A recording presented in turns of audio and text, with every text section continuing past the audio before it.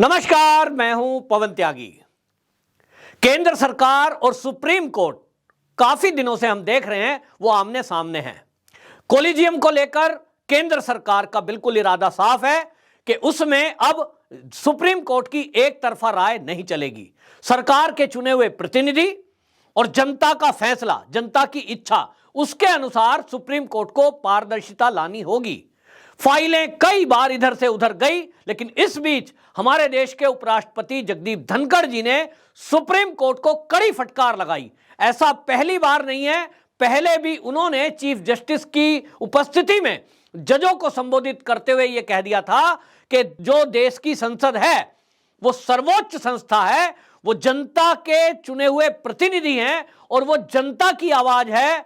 हम भारत के लोग, ये संविधान का मूल विधान है और इसलिए वो भारत के लोगों का प्रतिनिधित्व करते हैं, इससे ऊपर कुछ नहीं हो सकता। सुप्रीम कोर्ट ने जिस तरह से संसद के दोनों सदनों से पास कानून को रोक लगाई, ये बड़ा दुखद है और जगदीप धनखड़ जी ने कहा कि ये दुनिया के किसी देश में नहीं है। ये भी अब उन्होंने दूसरे एक कार्यक्रम में राजस्थान में, आपको बता दूं, राजस्थान के अंदर वहां विधानसभा और विधान परिषद के स्पीकर्स के कार्यक्रम में इसको फिर से दोहराते हुए यह कह दिया कि जिस तरह से न्यायपालिका कार्यपालिका में दखल दे रही है, यहां तक कि वो विधानसभा या विधान परिषद या लोकसभा वहां तक जाकर के कई बार हमारे फैसलों को पलट रहे हैं। हम कोई फैसला करते हैं जनप्रतिनिधि, उसमें दखलंदाजी हो रही है, यह कतई बर्दाश्त नहीं होगा। जगदीप धनखड़ जी का ये जो स्पष्ट रूप से सुप्रीम कोर्ट को फटकार लगाना है, और ये फटकार शब्द इसलिए कह रहा हूं कि जो हमारे देश के उपराष्ट्रपति और राष्ट्रपति जी हैं वो सर्वोच्च हैं, वो सुप्रीम कोर्ट से भी ऊपर हैं, क्योंकि उनकी नियुक्ति और हटाने का अधिकार उनके पास है। ये शब्द उनको कड़े शब्द इसलिए इस्तेमाल करने पड़े क्योंकि पिछले हमने दिनों काफी देखा कि सुप्रीम कोर्ट का व्यवहार कैसा था। हमने देखा कि जिस तरह से सरकार ने कानून बनाए, 3 कृषि बिल, देश की सुप्रीम कोर्ट ने उस पर रोक लगा दी, आंदोलन चलता रहा, सड़कें जाम रही। उसको लेकर जब Delhi police supreme court, high court पहुंचती है तो हाई कोर्ट ने सुनने तक से मना कर दिया और यह कह दिया ये तो लॉ एंड ऑर्डर की व्यवस्था है, ये तो पुलिस देखेगी। जब दिल्ली जली, 59 लोगों की हत्याएं हो गई, उसके बाद वो कहते हैं कि ये तो गलत था, ये धरना प्रदर्शन इस तरह से नहीं होना चाहिए था। कोई प्रदर्शन सड़क पर हो सकता है क्या? लेकिन सुप्रीम कोर्ट ने जब तक ये चलता रहा कुछ नहीं बोला। शाहीन बाग बना रहा। 15 दिसंबर 2019 से लेकर 9 फरवरी 2020 तक सीए के विरोध में 55 दिन दिल्ली की कई सड़कें जाम रही। 25-30 किलोमीटर का फेर लगा करके लोग पहुंच रहे थे, घंटों घंटों जाम में फंस रहे थे। सुप्रीम कोर्ट तक में गुहार लगाई गई कि भाई इस पर कुछ फैसला करिए, पुलिस कोई कार्रवाई कल को करे तो आप ये ना कहें कि ये आपने कार्रवाई कैसे कर दी, इस पर सुनवाई की जाए, फैसला दिया जाए और इस धरने को असंवैधानिक घोषित किया जाए। माननीय न्यायालय ने इस पर कोई फैसला नहीं दिया। जब यह प्रदर्शन खत्म हो गया उसके बाद कहते हैं हां ये तो गलत था।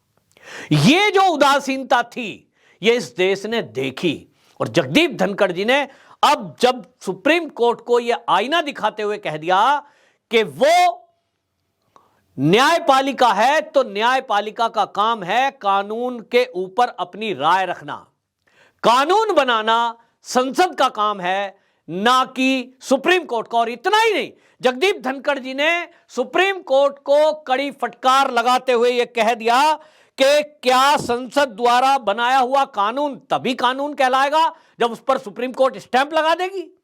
ये नहीं होगा।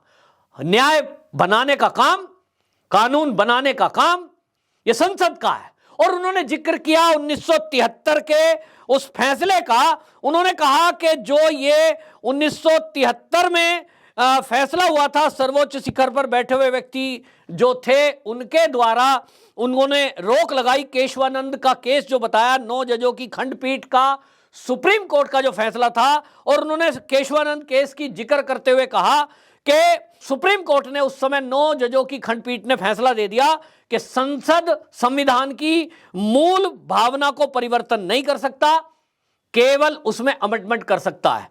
और ये जो जगदीप धनखड़ जी ने कहा कि ये गलत फैसला था, 9 जजों की खंडपीठ का वो फैसला उन्होंने कहा कि वो गलत था। जो सुप्रीम कोर्ट को ये कोई अधिकार नहीं है कि वो देश की संसद को बाउंड करे। वो कैसे आदेश कर सकता है? कानून बनाने का काम संसद का है। और इसलिए जो बातें उन्होंने कही, उन्होंने कहा कि इस देश में पार्लियामेंट से बड़ा कोई नहीं है, हमारा काम कानून बनाना है और आपका काम इसको पालन करना है। इसी तरह उन्होंने कहा कि 2015 में जो कानून बनाया गया था और उसको जो है किस तरह से रोक लगा दी गई। जो कानून NJAC जो अधिनियम है उसको मोदी सरकार ने बनाया था, और वो इसलिए बनाया था क्योंकि इस देश में 1993 के बाद से कोलिजियम सिस्टम जिस तरह से काम कर रहा था, जज का बेटा जज, जज का बेटा जज, और इसको लेकर के पूरे देश के अंदर जो जुडिशरी से जुड़े हुए लोग हैं वो ये देख रहे थे कि देश के अंदर बहुत काबिल वकील हैं, लेकिन उनका मौका नहीं आ रहा है क्योंकि उनके परिवार में कोई जज नहीं है। और जिनके परिवार में कोई जज है तो निश्चित समझिए कि सुप्रीम कोर्ट में यदि कोई जज है, हाई कोर्ट में किसी का रिश्तेदार जज है, उसके बनने के चांस ज्यादा हैं। तो लोगों की मांग थी, देश की मांग थी कि इसमें पारदर्शिता हो और कोई एक ऐसा सिस्टम बने जिस सिस्टम में बिल्कुल भी पार्शियलिटी ना हो, आम किसी वकील को भी जज बनने का अवसर प्रदान हो। और इसलिए मोदी सरकार ने, आपको बताऊं, 2015 में संसद के दोनों सदनों में वो कानून पास हुआ, और वो कानून राष्ट्रीय न्यायिक नियुक्ति आयोग, ये एक आयोग बनाया जिसमें विपक्ष का नेता भी होगा, सरकार के मंत्री भी होंगे, प्रधानमंत्री भी होंगे और CJI भी होंगे, सुप्रीम कोर्ट के 2 वरिष्ठ जज भी होंगे, लेकिन आम समाज के लोग भी होंगे। लेकिन सुप्रीम कोर्ट ने इस पर रोक लगा दी, और इस रोक को लेकर के हमारे उपराष्ट्रपति जी ने सीधे सीधे CJI की उपस्थिति में सभी जजों को आईना दिखाते हुए ये कहा कि ये जो आपने रोक लगाई थी, संसद चाहता तो इस रोक को दरकिनार करके अपना काम कर सकता था, लेकिन उन्होंने कहा कि मैं भी वकील रहा हूं, मैंने भी हाई कोर्ट में लंबे समय तक प्रैक्टिस की है, और इसलिए मैं जजों का सम्मान करता हूं। और यह किसी से छुपा नहीं है। जगदीप धनखड़ जी ने लगभग 50 साल हाई कोर्ट में प्रैक्टिस की है। और आप अब समझ रहे होंगे कि मोदी जी का चुनाव किस कदर सही है। इसलिए इनको उपराष्ट्रपति पद पर बिठाया गया है, क्योंकि ये कानून के जानकार हैं, हर बारीकी को जानते हैं, और कानून का जानकार ही जब कानून के बारे में ये बोल रहा हो कि इस देश की भावना वो संसद है और संसद की भावना सर्वोपरि है, संसद से कोई पास कानून है तो उसको इंप्लीमेंट करना ये देश की सुप्रीम कोर्ट का काम है, उस पर टीका टिप्पणी और रोक लगाने का नहीं। लेकिन हमने देखा कि जिस तरह से 3 कृषि बिल लेकर के मोदी सरकार आई, सुप्रीम कोर्ट ने उसको रोक लगा दिया। CA का मामला आया, उस पर सुनवाई कर दी। फिर शाहीन बाग दिल्ली में बना, दिल्ली पुलिस हाई कोर्ट गई, सुप्रीम कोर्ट गई, और उन्होंने आग्रह किया कि भाई देखिए लोगों को परेशानी हो रही है, सड़क पर बैठना असंवैधानिक है, धरने के लिए दिल्ली में स्थान निश्चित है, ये धरना प्रदर्शन वहां हो। कृषि बिल को लेकर भी इसी तरह की बातें हुई कि दिल्ली का बॉर्डर ब्लॉक करने से रोजाना लाखों लोगों को प्रॉब्लम हो रही है, इस धरने को असंवैधानिक घोषित किया जाए। लेकिन हम सब ने देखा कि सुप्रीम कोर्ट ने ना तो शाहीन बाग पर रोक लगाई, ना उसने कृषि बिल पर जो धरना देकर सड़कों पर बैठे थे उनके बारे में कोई टिप्पणी की। हां, जब वो धरने समाप्त हो गए बाद में अपना निर्णय दे रहे हैं, ये तो धरना गलत था, ऐसे सार्वजनिक जगह पे धरना नहीं हो सकता। सुप्रीम कोर्ट के उस बाद के फैसले का क्या मतलब रह गया? केवल दिखाने के लिए कि हमने फैसला दिया है। करना तब था, हमने यह भी देखा कि कोई जाने माने चेहरे होंगे, उनके केस की सुनवाई तत्काल हो जाएगी। जाने माने चेहरे नहीं है तो उनको टाल दिया जाएगा, तत्काल सुनवाई की जरूरत नहीं, आपको तारीख मिलती है। और इसको लेकर जब देश के कानून मंत्री संसद के अंदर बयान देते हैं कि इस देश में करोड़ों केस पेंडिंग पड़े हुए हैं और गरीब जनता को न्याय नहीं मिल रहा है, इतना ही नहीं, देश की राष्ट्रपति द्रौपदी मुर्मू जी ने कहा कि इस देश में गरीब आदमी तो सुप्रीम कोर्ट तक पहुंचने की सोच भी नहीं सकता, छोटे से केस में बंद कर दिया जाता है। ये जो देश के राष्ट्रपति, देश के उपराष्ट्रपति, देश के कानून मंत्री और अब इसमें शामिल हो गए हैं राज्यों के स्पीकर। जिस कार्यक्रम में जगदीप धनखड़ जी राजस्थान के अंदर बोल रहे थे, आपको बता दूं वो जयपुर में विधानसभा स्पीकर और विधान परिषद के स्पीकरों के कार्यक्रम में जगदीप धनखड़ जी बोले। और वहां आपको बता दूं, इतना ही नहीं तो ओम बिड़ला, जो कि आपको बता दूं जो लोकसभा स्पीकर हैं, उन्होंने भी बोला कि न्यायपालिका को अपनी मर्यादा में रहना चाहिए।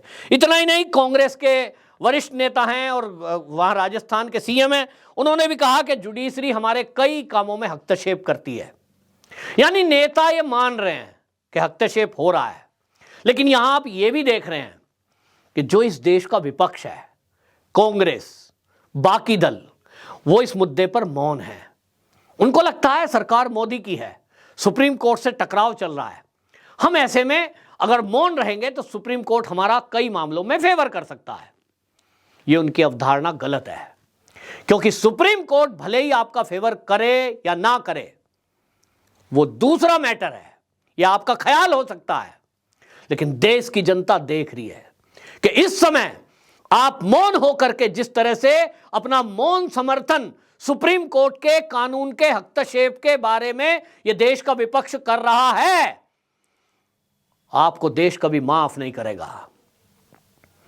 महाभारत के काल में द्रौपदी के साथ जो अत्याचार हो रहा था, वहां जो मूक दर्शक बने हुए बैठे थे, उन सबको भी भुगतना पड़ा।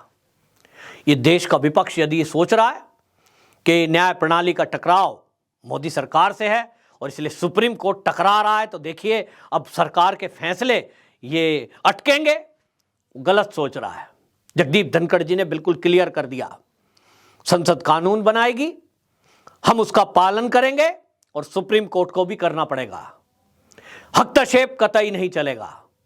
और इसी सख्ती का नतीजा आप देखिए, इसी बीच में यूसीसी को लेकर उत्तराखंड का मामला आया।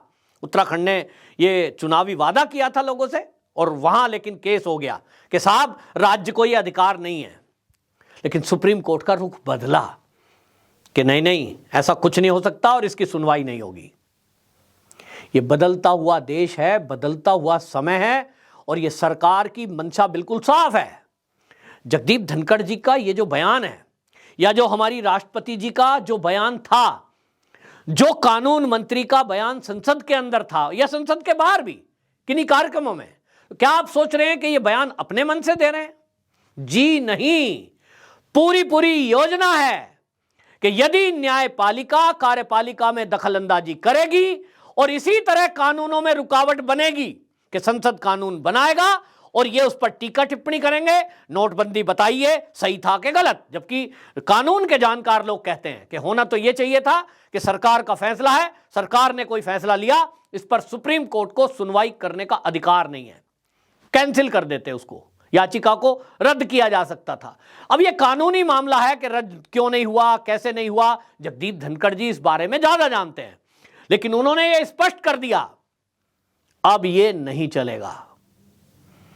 द्रौपदी मुर्मू जी ने जो शब्द कहे थे कि मैं थोड़ा कह रही हूं, इसको ज्यादा समझना, तो सुप्रीम कोर्ट को और न्यायपालिका के जो लोग हैं इनको समझ लेना चाहिए कि वो इतनी सादी सादी और सरल भाषा में जो बोल रही हैं, उसके पीछे का मामला यह है कि सरकार पूरी तरह से तैयार है कि या तो आप उस तरह से चलिए जैसे देश की जनता चाहती है, वरना मोदी जी कड़े फैसले लेने के लिए हमेशा जाने जाते हैं। और इसलिए जो ये सब चल रहा है, इस चलने में आप देखें कि जगदीप धनखड़ जी ने जो 1973 के केशवानंद के फैसले का जिक्र किया कि 9 जजों की खंडपीठ सुप्रीम कोर्ट की केशवानंद मामले की सुनवाई करते हुए उन्होंने फैसला जब किया था कि संसद जो है संविधान की मूल भावना को परिवर्तन नहीं कर सकता, यह फैसला उन्होंने कहा कि यह दुर्भाग्यपूर्ण था और यह नहीं होना चाहिए था। अब यह नहीं चलेगा। इसका मतलब आप समझ रहे हैं कि भूमिका बन चुकी है और मोदी सरकार अब कड़े फैसले इस न्यायपालिका के बारे में लेने वाली है। जहां तक रहा फाइलों का, सरकार ने एक बीच का रास्ता निकाला है, लेकिन जैसा सुप्रीम कोर्ट का रवैया दिख रहा है कि किन्हीं नामों पर वो 4-4 बार भी अड़ी हुई है, उसको यह नहीं लग रहा है कि आपकी फाइल वापस आई है, अपनी इज्जत रखने के लिए इस नाम को हटा लें जिस पर ऑब्जेक्शन है, लेकिन अगर वो अड़े हुए हैं तो शायद वो केंद्र सरकार को इस काम के लिए मजबूर कर रहे हैं कि भाई आपको तो कोई कड़ा फैसला लेना ही पड़ेगा। तो जैसा इशारा राष्ट्रपति जी, उपराष्ट्रपति जी और कानून मंत्री जी के बयान से आ रहा है, समझ लीजिए आने वाले समय में यह संसद के द्वारा कोई कड़ा एक्शन इस न्यायिक प्रणाली पर हो सकता है। सर्जिकल स्ट्राइक जिसको मोदी की भाषा में बोलें, इसकी संभावना हमको लग रही है और देश की भी पुकार है। मैं जब कोई वीडियो में कार्यक्रम करता हूं तो आप देखें कमेंट बॉक्स में कानून के जानकार इसको लिखते हैं कि कॉलेजियम खत्म होना चाहिए, कॉलेजियम समाप्त होना चाहिए, नया सिस्टम कोई लागू होना चाहिए, कोई लिखता है इनका सबका एग्जाम होना चाहिए और एग्जाम से आगे आने चाहिए। तो जनता की जो राय है, जनता के लिए, जनता के द्वारा चुने हुए, हम नौकरशाह लोग हैं। अगर नौकरी करने वाला व्यक्ति जनता की भावनाओं का ख्याल नहीं करेगा और अपने आप को सोचेगा कि मैं ही सुप्रीम हूं, मेरे से ऊपर कोई नहीं है, तो यह उसकी गलत ख्याली है। इस ख्याल को जितना जल्दी इस देश के, चाहे वो कार्यपालिका हो, न्यायपालिका हो, समझ लेगा वो अच्छा रहेगा। ये जगदीप धनखड़ जी के उस भाषण से समझ में आ गया है। और अभी तो ये कार्यक्रम जो हो रहा है राजस्थान के अंदर, इसमें अब जो प्रस्ताव पास होगा उस पर नजर बनानी होगी कि जगदीप धनखड़ जी और ओम बिरला जी जो कि स्पीकर हैं लोकसभा के, इनके प्रेजेंस में वहां जो प्रस्ताव पास होगा वो किस दिशा में जाएगा। हालांकि इसमें मैं आपको बता दूं कि जो सभी राज्यों के स्पीकर इकट्ठा हुए हैं उन सब ने एक सुर में एक ही बात बोली है कि न्यायपालिका हमारे काम में दखल कर रही है और यह बर्दाश्त नहीं होना चाहिए। इशारा बिल्कुल साफ है। आप एक और सर्जिकल स्ट्राइक देखने के लिए तैयार रहिए। वंदे मातरम।